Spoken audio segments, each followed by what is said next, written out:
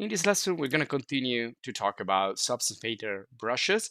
And we already started in the previous video to create some strokes on our 3D model here that we got from Sketchfab. And this was another format. So we are exploring all the formats like OBJ, and this was here OBJ, and then we used FBX and GLTF. So we're working with different formats just to see the little differences. Now we saw that we can use different layers, so we can turn on and off layers. We can use the fill layer, we can use the brush layer, which is kind of the default. And then we can use also blending modes like in Photoshop and the opacity to manage all of these separately, but to have a final result that then we can export in another software, as we already saw previously. Now we saw that we can change a little bit the settings for the brush by using the size, the flow, the stroke opacity, the spacing. Now we can also arrange this right here in the properties panel. And this will be a little bit better because you can see also a preview here, and we can see right away if we use like also we can have additional settings like minimum size. And the minimum size is only available if you activate the pen pressure if using a tablet. So you can see the difference between using minimum, maximum flow, and the amount of flow and the opacity. So you can see like a preview right here of what you're creating. And you can also use other settings like the rotation or the jitter.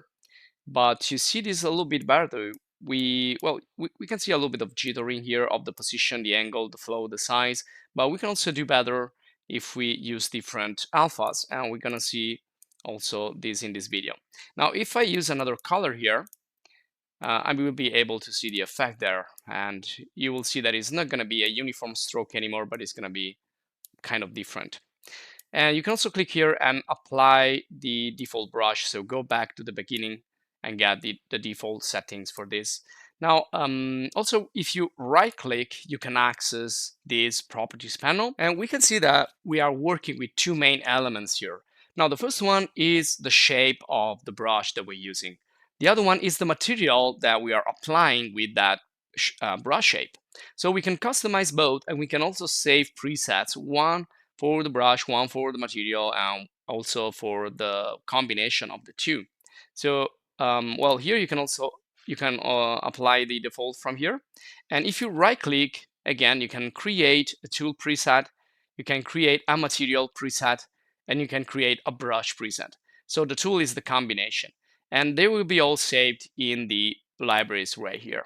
So if you want, you can like customize this a little bit. Let's just customize it a little. So let's change well, the jitter. Let's go into jitter. Rotation doesn't make any difference because we are using a circle here, so it doesn't make much of a difference. But you can see here, if you use the jitter, it's going to be completely different.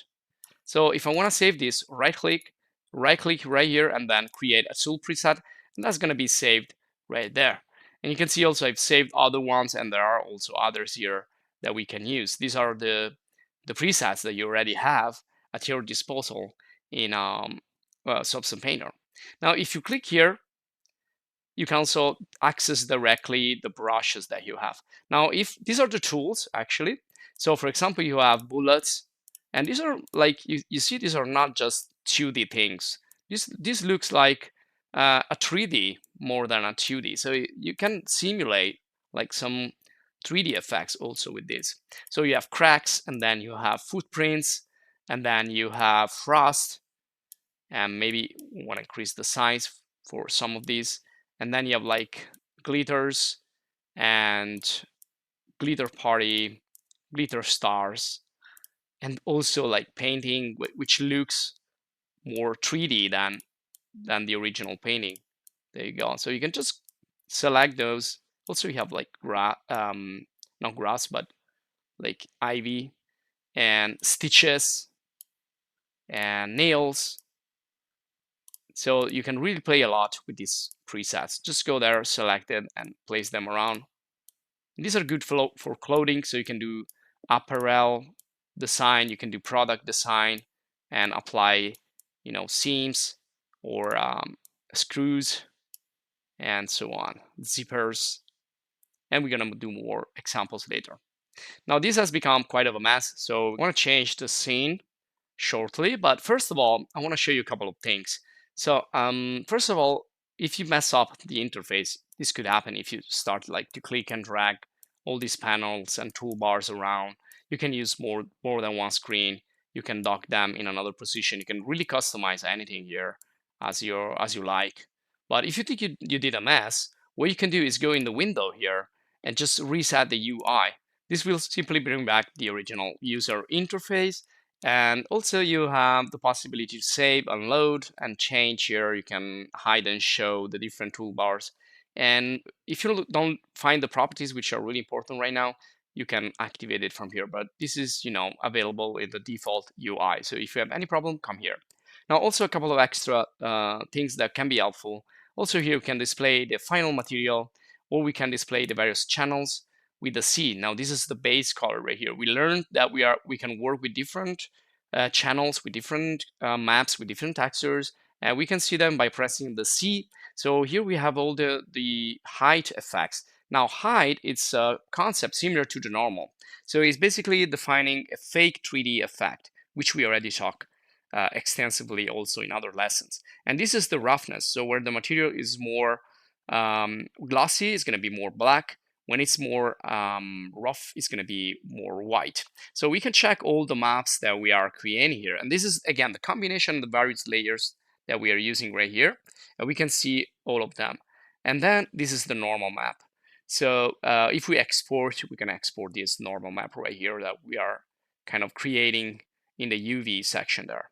Now, also we have the mesh map. So if I click here, I can see the various mesh map. If I hit the B, and then again, I'm going to press the M to go back to the material. And also one interesting key that you can use is the show entire mesh. So if you press F, that's gonna like frame everything. So we're gonna talk more about like shortcut keys also in other videos. Just don't want to spend too much time on those things. I want to talk about, first I want to talk about simple things and then move into more complex later. So I want to create a new project, but I want to import in this video from Mudbox and Zbrush. Now, these are two really important software for sculpting and painting, digital sculpting and digital painting. So I'm going to go to select, and I have some models here that I created with other courses. So I created a video course in Mudbox. And also, if you're interested, you'll find them in the channel, and you'll find lessons and guides and other information. So I created a folder here, which I called export. And there is also a concept of low poly and high poly, especially when you work with the sculpting. So you either export high poly with all the details that will be actual 3D, or you export low poly and you're going to use normal maps and height maps to generate details. So you can see here some, let's see in this folder, character design and extraction. Let's get the mesh here. So you see I have a high poly, low poly. Let's start with the high poly. So I'm going to go and open up this one here first. And this is going to be a character, again, that I created in Mudbox. So that's excellent for character design. And again, apparel design, digital sculpting, digital painting. So you can see, well, this is the subject here. Let's get a brush right away, some preset brush. So I can directly sculpt on and paint, sorry, on this character right here. And also you have different texture for the clothing here and the eyes. Now you'll see that sometimes the mapping is not quite good, so we probably need to fix that. And so I'm just going to use this. I'm just going to deselect and deactivate the other two right here, so we can just work with one.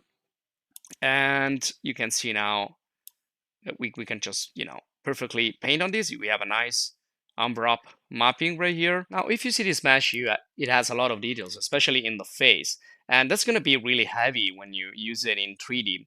So we usually, when you use these other software, you can export using different level of details. And so if I, for example, import this low poly version of this model, let me just discard the changes here. You will see that this will have less details. Look at the face, and it has really lower amount of details. But we can add those details using the normal map. So in this